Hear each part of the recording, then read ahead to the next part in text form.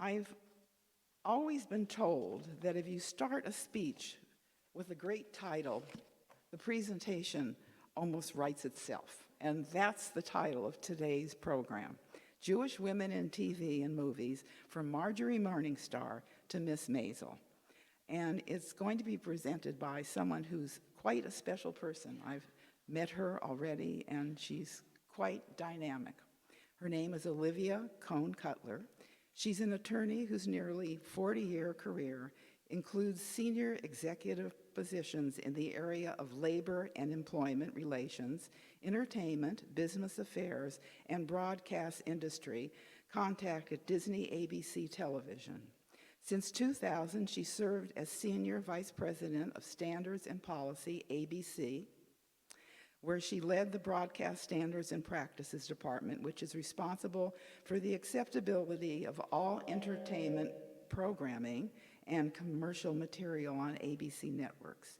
She has served as chair of the Morningstar Commission founded by Hadassah, advocating for strong and diverse media portrayals of Jewish women, a member of the board of directors for the Jewish Women's Archive, and as an advisory board member for the Dortort Center for Creativity in the Arts at UCLA Hillel. Olivia earned her J.D. cum laude from Boston College Law School and received her B.A. and an honorary doctorate of business administration from Simmons College. So please join me in welcoming Olivia.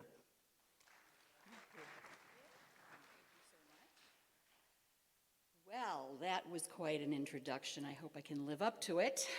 Good morning, and thank you so much for having me and inviting me to this Hazak program. I've heard lots of wonderful things about the people who so actively participate, from my dear friend Helen Dosick. Where are you, Helen? Helen, there's Helen, the big macher, and Gary. And she has told me what vibrant and interested and interesting people you are. So I hope that I can keep you occupied this morning. I beg your pardon? I am sure you are. I'm sure I'll learn that by the end of this morning. So you heard my formal background, which comes from the bio on the Braid's website, where I am a board member, and the moderator of Sunday with the Braid, which is an interview program with interesting people all the time. I am a good Jewish girl, as you might have guessed. I grew up in Newton, Massachusetts. I'm the daughter of 2 Holocaust survivors, so I never did anything I wasn't supposed to do. You got my educational background. My path to the entertainment business was circumlocucious, I would say, but I ended up in my last posting at Disney ABC as the Senior Vice President of Standards and Policy. What does that mean? That means that I reviewed, or someone who worked for me, reviewed everything that went out over the air on the ABC television network to make sure it was acceptable. That meant we looked for hate speech, we looked for stereotypes, caricatures, inaccuracies, all the things that nobody ever thinks about when they're watching television except for us. And part of that was that in my work in that position, and because I was so active in the Jewish community, I was asked by a friend of mine, who I'm sure many of you remember, Marlene Adler-Marks of blessed memory, to become part of the Morningstar Commission, which was a group of women in the entertainment business whose mission was to ensure that there were diverse and strong portrayals of Jewish women in the media. How did it begin? It began because everybody hated Fran Fine from The Nanny. They thought she was a stereotypical caricature of a Jewish woman, and our group was devoted to making sure that there were all kinds of views of Jewish women in the media, not just what they perceived to be a caricature. I'm going to come back to Fran in a minute because I think it's a little different.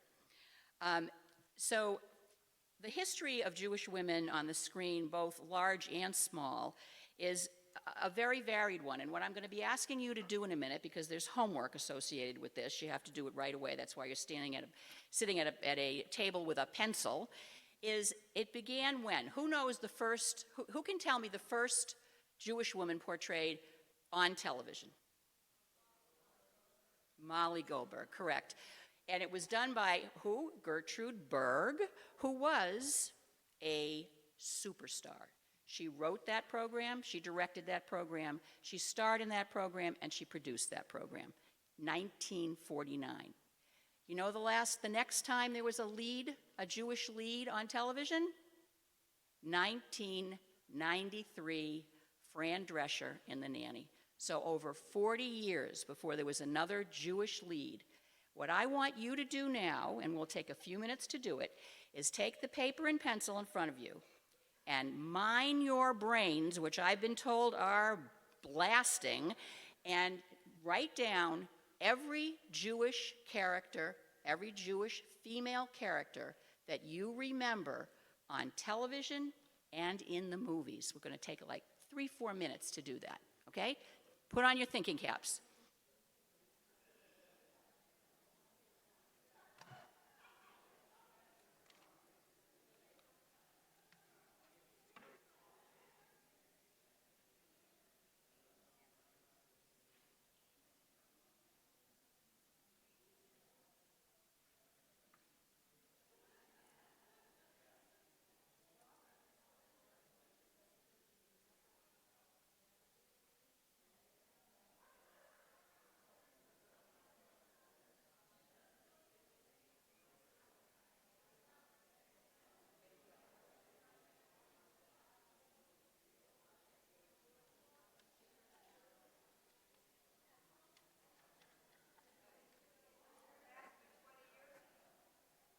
You can do it.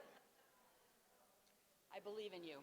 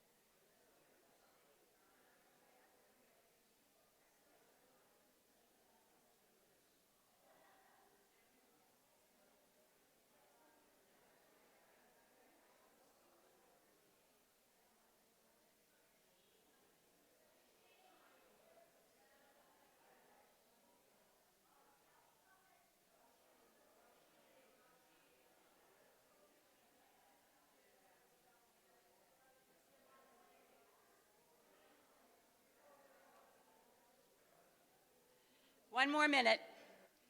All you cheaters have to close your phones.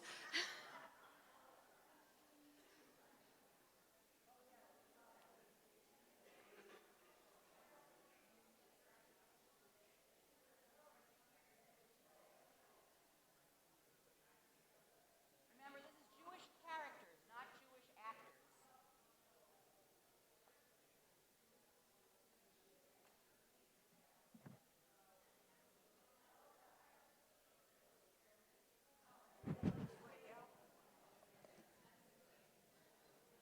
Okay. Cheaters, put away your phones. Okay.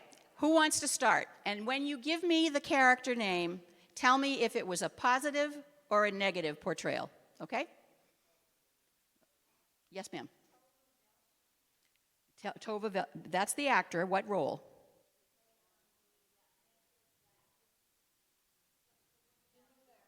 The new one. The new one. Okay. Nobody wants this.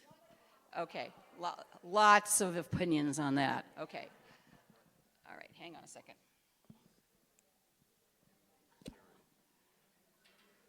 Okay.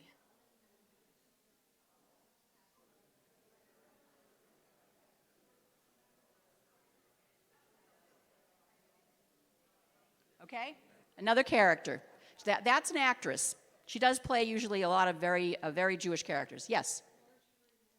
Marjorie Morningstar. Okay? It's okay. Yep.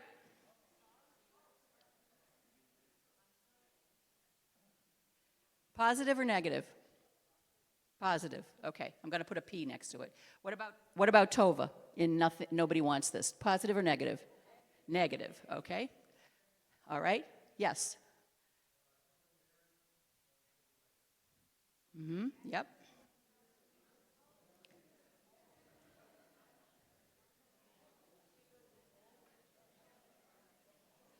Positive or negative? Okay. Yes. Karen Kane and Hester. Carol Kane, right. Carol Kane, Hester Street. Positive or negative? Positive. Okay.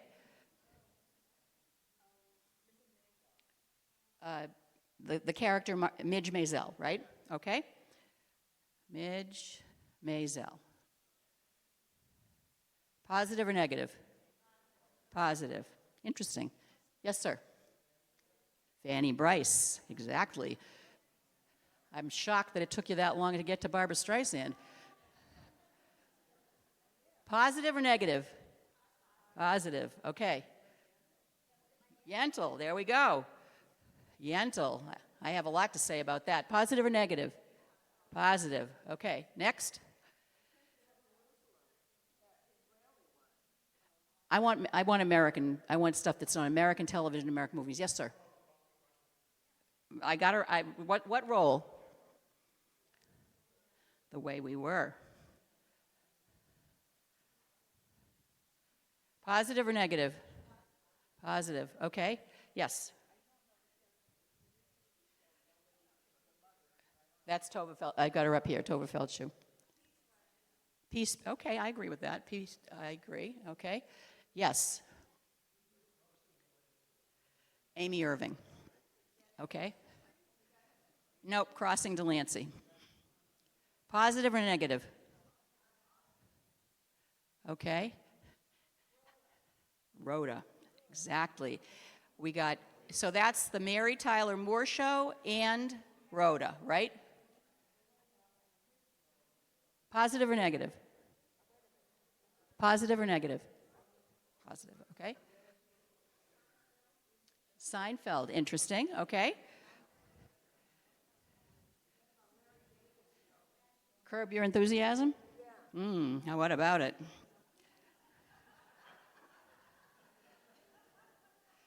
And who precisely are you talking about in that? Susie, his wife?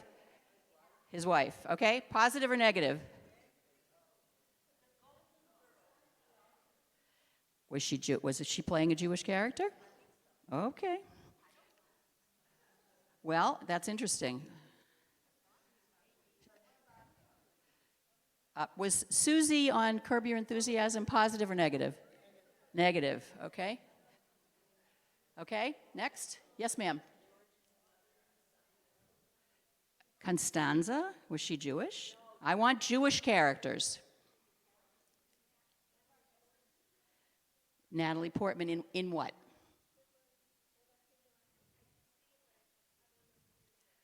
Well, I don't need the actress name. What I'm looking for here is, who do you remember that played a Jewish character, not necessarily a Jewish actor or actress? Yes, ma'am. Was she Jewish? Oh, no. She seemed like she could be a M.O.T. Yes.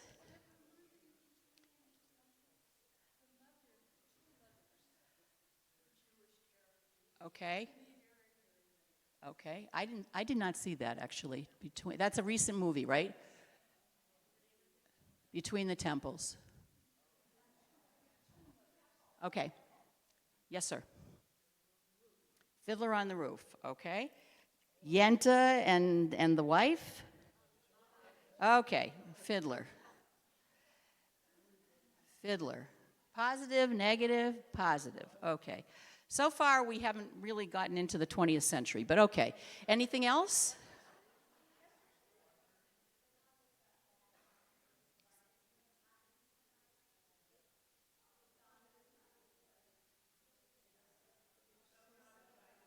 You're so not invited to my bat mitzvah. Okay. Okay. Okay. Fran. And what is she in? Is she playing a Jewish character in that? So you're having some trouble finding the Jewish characters, I'm going to say. And they're everywhere. I'm going to tell you in a minute. Yes?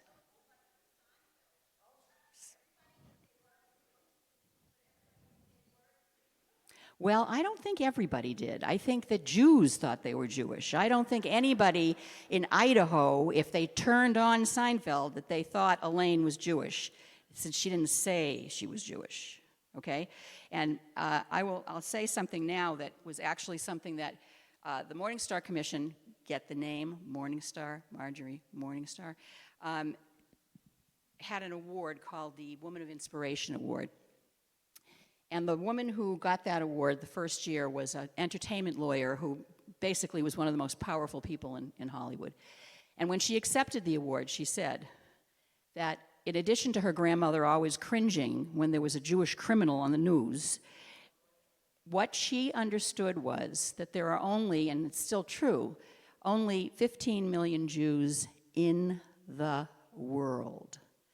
6 million in Israel, 5 million in the United States, the rest all over the world. And in the United States, we comprise 2% of the population. So that most people will never meet a Jew. They knew someone whose brother's roommate's cousin had a bat mitzvah that he went to and there were Jews there, or they went to a deli and they thought there might be some Jews behind the counter. But in fact, most people will never meet a Jew. So every impression that they get of who is a Jew and what is a Jew, especially a Jewish woman, comes from television and movies. That's why it's so important. So let's look at these and see if what I'm going to tell you lines up with this. You're going to be shocked. Okay. So, that was a much better mic. All right. So we talked about the Goldbergs already, right? First major portrayal of a Jewish woman that was a nationwide hit. She won the first Emmy for lead actress in a comedy, Gertrude Berg. Interesting. 1958, we have Marjorie Morningstar, which was developed from Herman Wouk's seminal novel and was the world's first portrayal of a Jewish American princess. It was a coming-of-age story that centered around a young woman as Marjorie struggles to reconcile societal pressures to assimilate with her family's expectations. It's an internal conflict that shows up in almost every portrayal of a young Jewish woman that followed. From Dirty Dancing, nobody mentioned Dirty Dancing, to The Marvelous Mrs. Maisel. Then we have Barbra Streisand in a league of her own, okay? 1968, Funny Girl as Fanny Brice. She was funny, beautiful, unabashedly proud of her Jewishness on the screen. Joked when she had interviews that her aunt Gertrude was more upset than the Egyptian people when she kissed Omar Sharif on the screen. She was sexy and she owned it. How did Jewish matrons feel at the time about that portrayal? 1973, The Way We Were, Katie Morosky. Ultimate Jewish lady role model. Had strong opinions, not afraid to express them, even if it cost her Robert Redford, who was everybody's dreamiest catch, Jew or Gentile. 1976, A Star is Born, Barbra Streisand as Esther Hoffman. Now, by the time Streisand was cast in that movie, it had already been made twice with completely and totally Gentile actresses. Streisand made the protagonist Jewish, successful, and again, desirable, positive. And again, the dreamiest male co-star, Chris Christopherson. 1983, Yentl. I'm doing this a little out of order because I think Barbara deserves her own section. A rare film that was written about a Jewish woman written by a Jewish woman, directed by a Jewish woman, produced by a Jewish woman, and starring a Jewish woman. It took her 20 years to get that movie on the screen. I'm willing to bet that there's a whole swath of the country that thinks every Jewish person looks like Barbra Streisand dressed as a boy. Okay, let's go back to TV. Fran brought up Rhoda. So 1970, the Mary Tyler Moore Show, Rhoda Morgenstern, what do we think about that name, by the way? You think it was a throwback to Marjorie Morningstar? I think so. While she was played by a non-Jewish actress, Valerie Harper, she was played to originally the same kind of role that Jewish women were always relegated to, comic sidekick. She wasn't supposed to be a recurring character, but people loved her. She was so beloved, in fact, that in 1974, 4 years after the show went on the air, she got her own spin-off, but of course they had to move her to New York because all Jews are in New York. Okay, 1987, Dirty Dancing. Frances Baby Hausman. Now, there was no specific mention in that movie about them being Jewish. However, there were lots of clues. First of all, the Catskills. Okay? Secondly, if you look closely in the dining room scenes, there's never meat and milk served together. And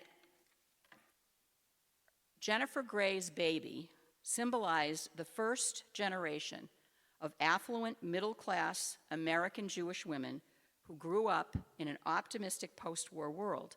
She struggles with her unruly hair, her prominent nose, which, as everyone knows, Jennifer Grey fixed after that movie, interestingly enough. We could have a whole session on that, I'm sure. And her innocence, her insularity, because she was in a Jewish family, in a Jewish place for the summer with her Jewish family,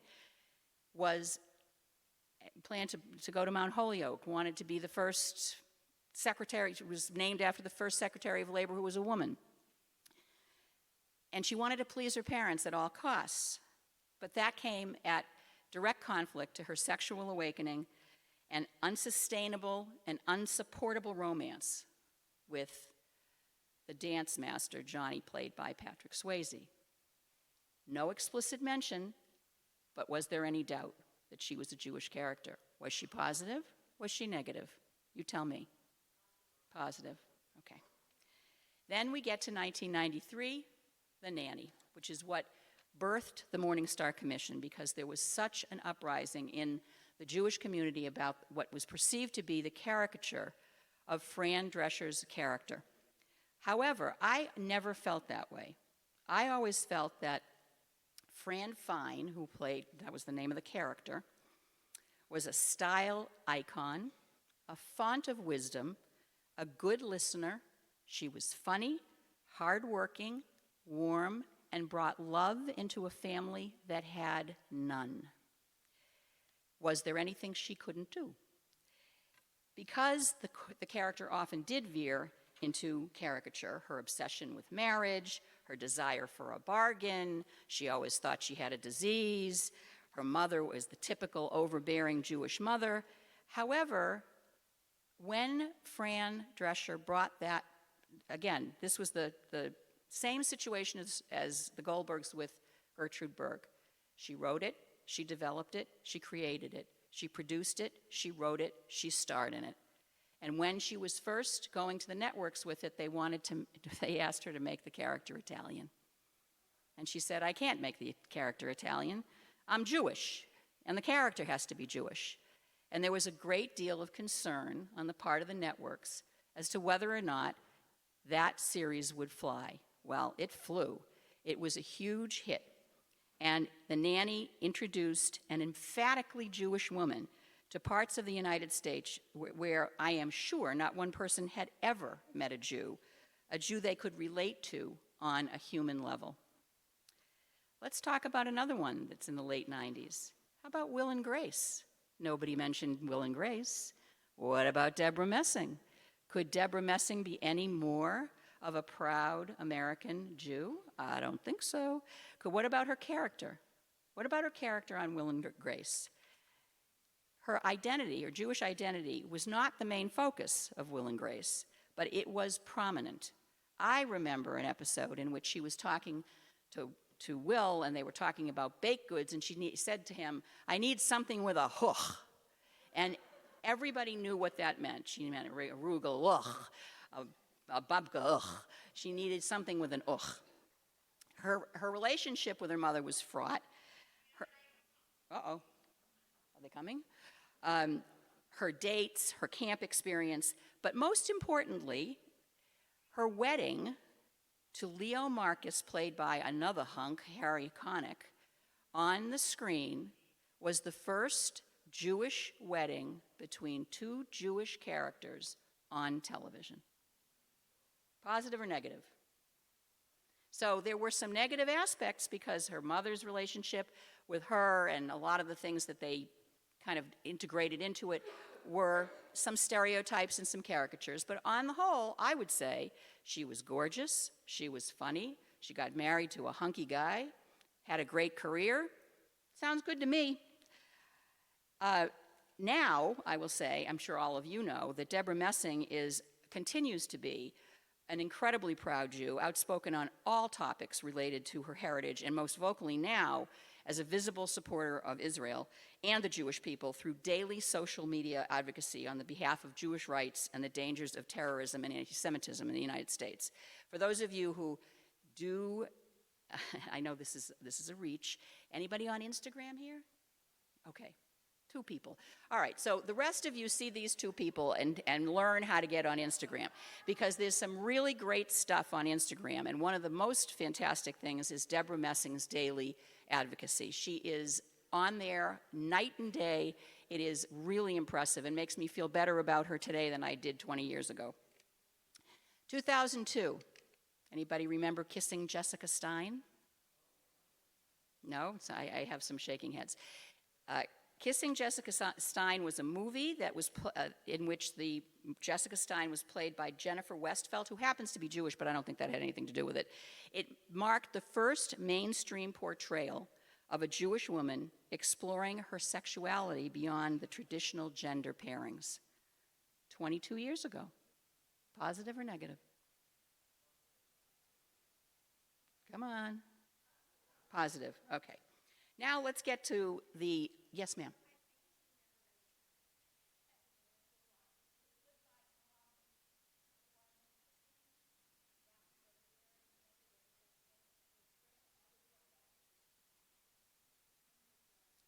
That was a long time ago.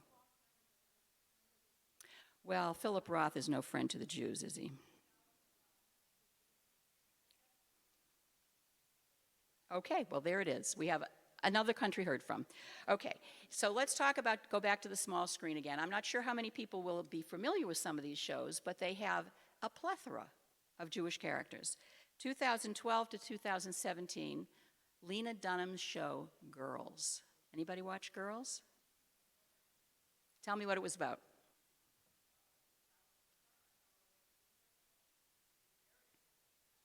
Well, actually, she was not the primary Jewish character on there. It was Shoshana Shapiro, who was played by Sosia Mamet. She is at first portrayed as a real Jap, a clothes-loving, parent-supported, and was initially dismissed as a singular negative stereotype. However, the arc of her story over the years infused her with a vulnerability and earnestness that was missing from previous characterizations of Jewish American princesses.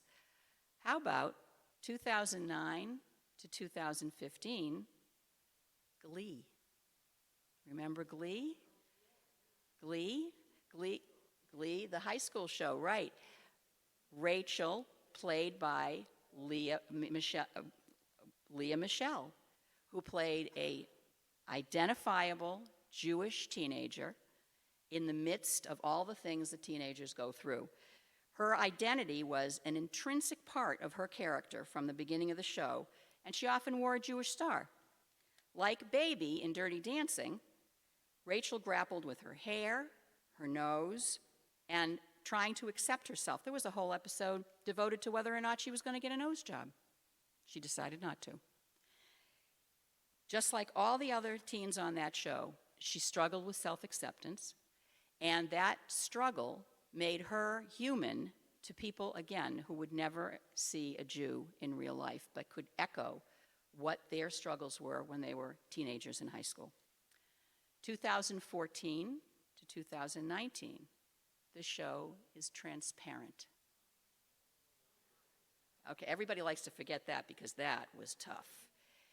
So it was based on, for those of you who never saw it, and I have to confess that I saw a few episodes and said, no thank you.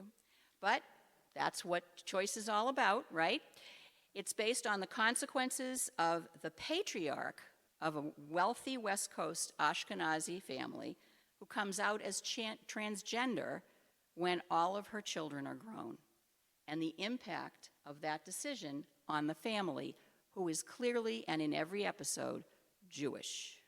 They go on a cruise, they have a Seder, they get the stuff for the Seder plate from the salad bar. I mean, all of these things are, again, a humanizing aspect that people who don't know or never met a Jew can relate to. All of these characters, especially the children, Josh, Allie, and Sarah, are lost, chronic oversharers, dealing with intergenerational trauma and their Jewishness, something that probably would not have been on the air 20 years earlier, 10 years earlier, maybe even 5 years earlier. 2014 to 2019, you seeing a pattern here anywhere? Seeing a pattern? Broad City. Abby and Ilana. If you ask any of your grandchildren, they're going to know exactly who they are. It's about two 20-somethings trying to find their lives and purpose in New York City. They are Jewish. Their Jewishness is cheeky and crude, and they are unafraid of making fun of every aspect of themselves, including their religion. And that's what we start to see in the last 5 years in television because of the onslaught of different platforms that television can be delivered on. We see characterizations that are niche, but they are reaching audiences who, again, I come to the same thing every time, are never going to meet a Jew, ever. 2014 to 2019, Crazy Ex-Girlfriend. Nobody? Anybody know that one? Rachel Bloom, another Gertrude Berg. Created, developed, wrote, directed, starred in Crazy Ex-Girlfriend. What about Grace and Frankie? I bet everybody watched that in here. Who wants to tell me what the Jewish theme was in that? There's a lot of head shaking. Frankie Bergstein. You think she's Jewish? I think she's Jewish. And do they light candles on the show and for Shabbat and have her husband Saul bless the candles? Yes, they do. Do Grace and Frankie try to find a rabbi that will officiate at the wedding of their husbands? Yes, they do. All of these things are buried in these shows that are popular for reasons that have nothing to do with Jewish characters, but put those Jewish characters into the mix in a way that they become normal, or if not normal, at least acceptable.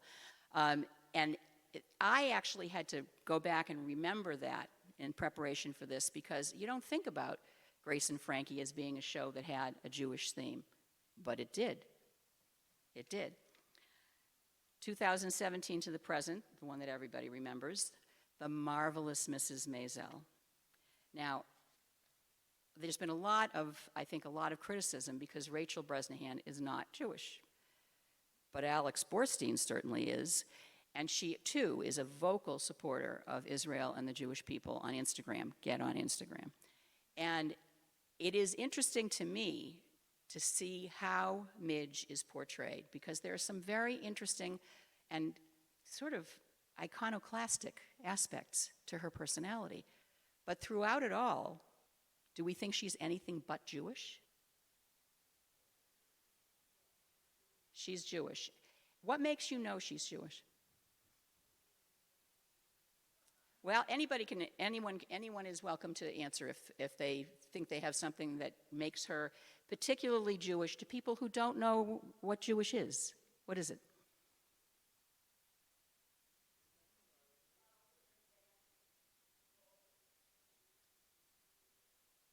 Right? What else? What made New York, of course, the home of all Jews? She said she's involved with her family. Okay, but I think of the following things. She's constantly carrying around a brisket. I don't know if you remember that, but the first place she goes to bribe her way into a position on the comedy lineup was she brought a brisket. Guessing that, a goy is not going to bring a brisket. That's what I'm just guessing that. Exactly.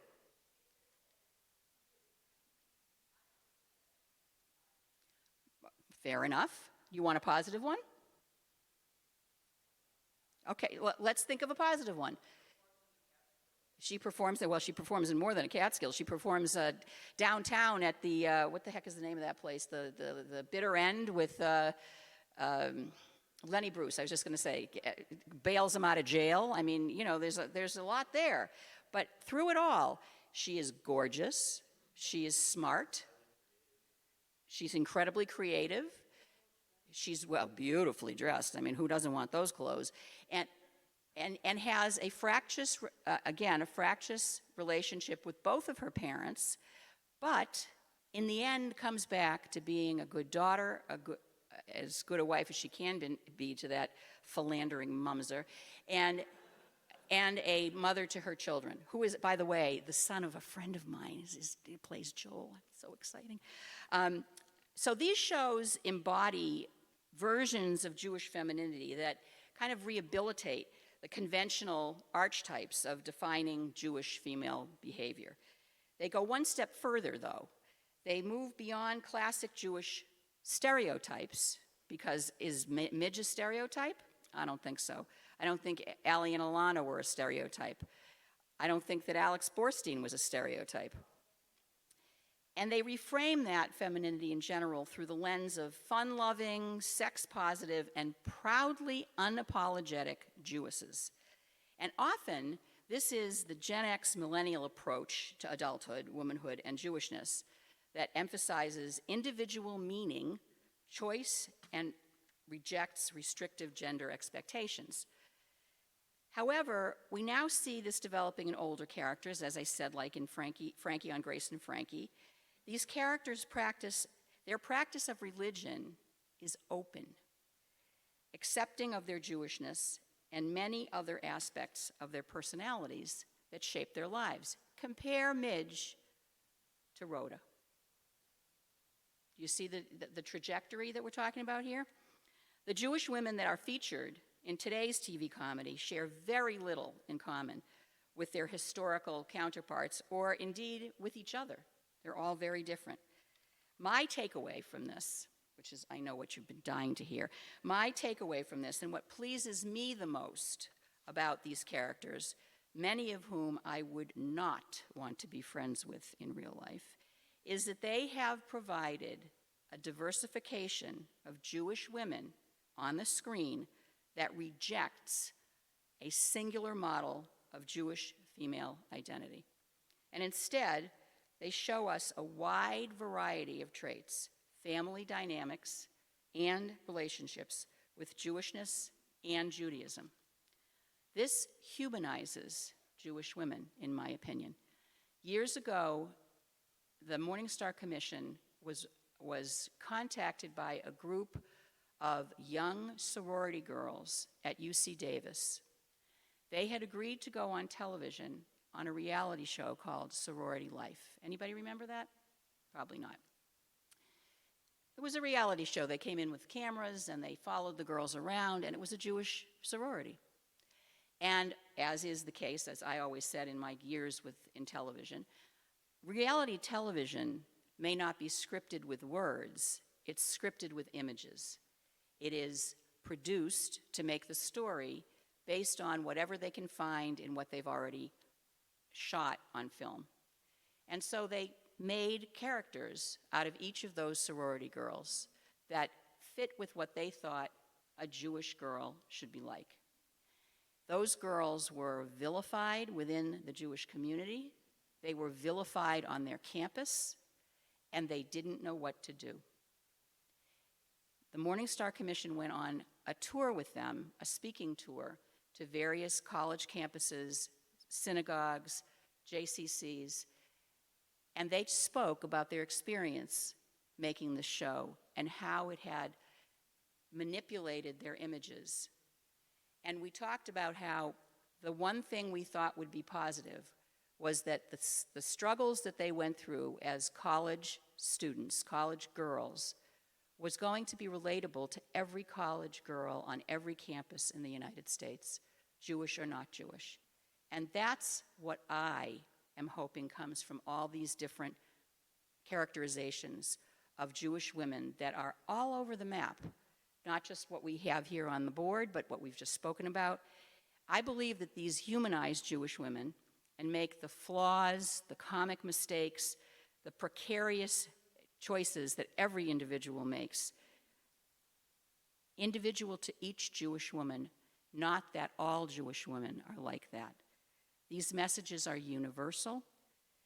That's what we're going for, to get a greater understanding that the Jewish woman is the same as many other women in terms of what they strive for, what their goals are, what their life's work is.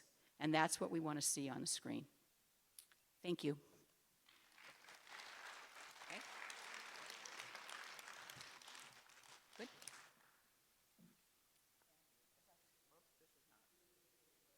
Yeah, I think so. She's more of a speaker than I am.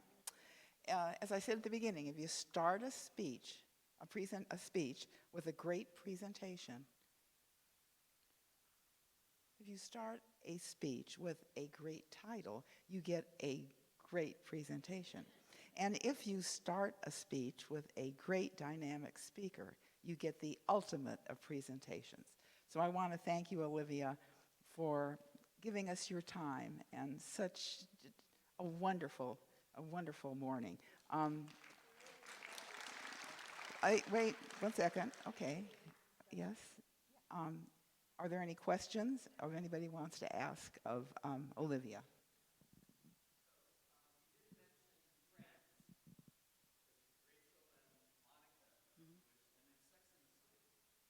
I actually had Sex and the City in there, but yes. Well, I left Friends out on purpose, I have to tell you. I left Friends out on purpose because Monica and, what was the other character's name?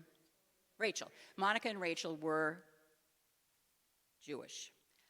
I don't remember seeing too much about what their Jewish identity was on Friends. I thought they were nominally Jewish. I had them in here and took them out because, to me, just like Seinfeld, Elaine was not Jewish. We thought she was Jewish because of all of her neuroses, but she wasn't Jewish. And my goal here is to say these are the characters that announce their Jewishness, that own their Jewish identity, so that it can be transmitted to people who would otherwise not know that that is what a Jewish woman could be like. And I thought that my feeling was on the Friends episodes that there wasn't enough there. But you're right, they were nominally Jewish. And what was the other one was Sex and the City. Yeah, well, Sex and the City actually is a very interesting one.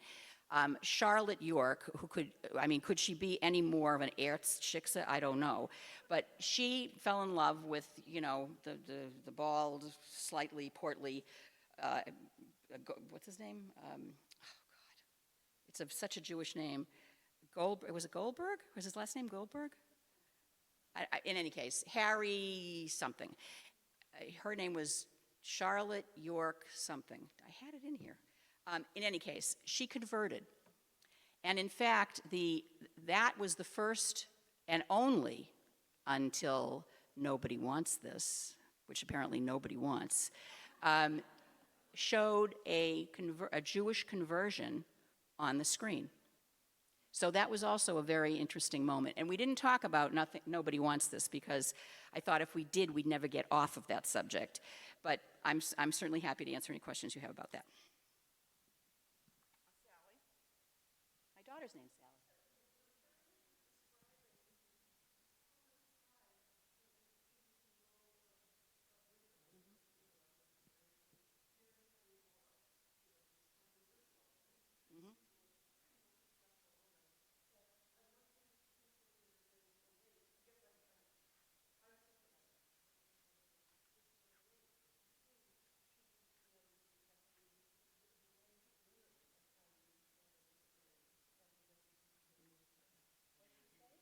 The question was, is there a link between the change that we're seeing in the depiction of Jewish women on the screen and the change of the roles of women in our society at this particular moment in time?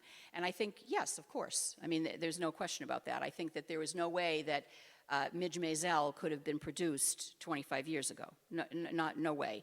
And I think also what contributes to it is, as I said earlier, the plethora of platforms on which these shows can be found.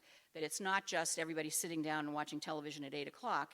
Your kids are sitting on their iPads and your grandkids are on their phones, and that's where they're consuming their media.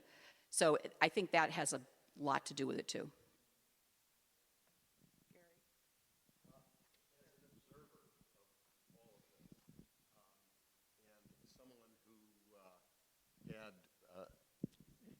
Had the word no behind her desk. I just was wondering whether there are any series or movies that you think were intentionally anti-Semitic toward women. I don't, well, Gary's referring to the fact that I was, really when I said I was the Senior Vice President of Standards and Policy, I was the network censor. So I spent my days saying no. I had a big thing on the back of my desk that said no. And the answer is I don't think they were intentional, Gary. I think that a lot of writers, and many of those writers were Jewish men, they were working out issues with their mothers and their sisters and their wives, and they were making characters that, espoused the worst mental health issues that they could think up for their... Yeah, exactly. Exactly. I think that's the answer. And actually, I didn't always say no. I always told my staff, our job is to find a way to say yes. And also that if we did our jobs properly, no one knew we existed. That was really the linchpin. Yes, sir. Mm-hmm.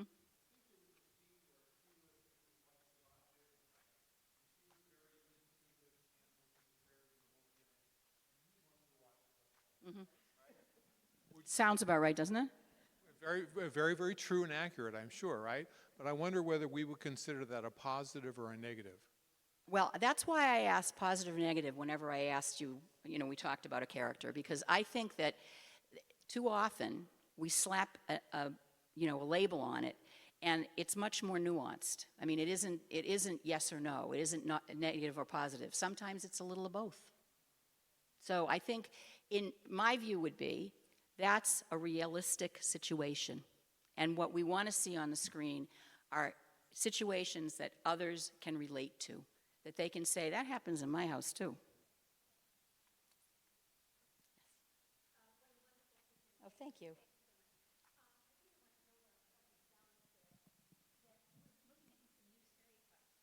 Positive. The woman is a hero in the military. Mm-hmm. The woman is an extraordinary success in the financial world. Mm-hmm. A woman that is very successful in the political arena.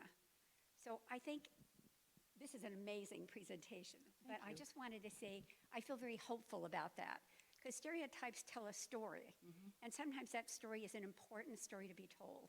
So thank you very much. Really appreciate it. It was really fun. My pleasure. Thank you for your comments. I was just wondering, based upon the current climate, what do you think the future holds? I mean, do you, Well, that's an easy question. do you have any idea of what's going to happen In which particular realm? in either movies or television?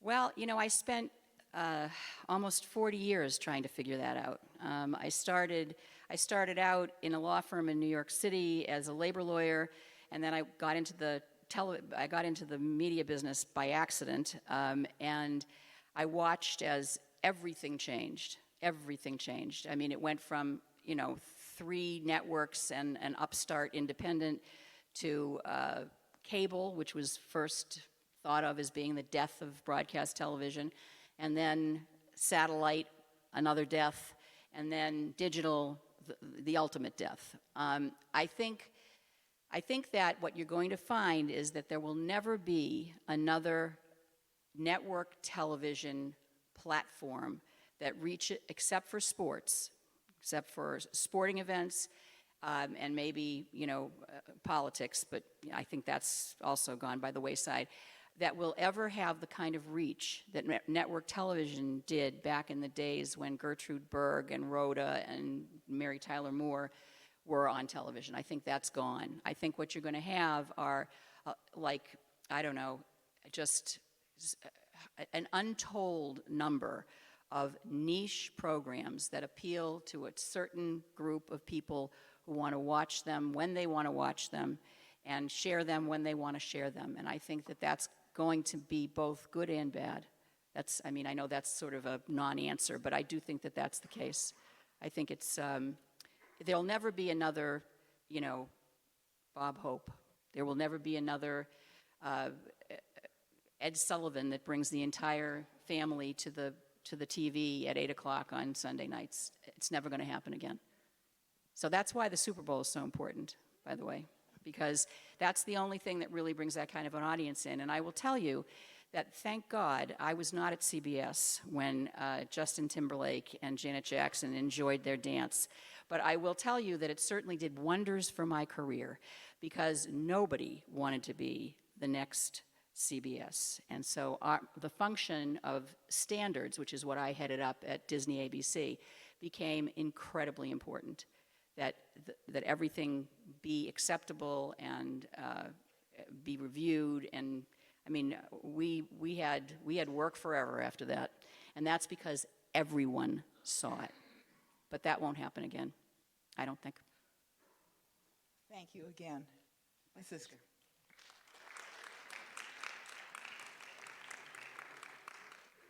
I hope you stay and join us for the next speaker and lunch.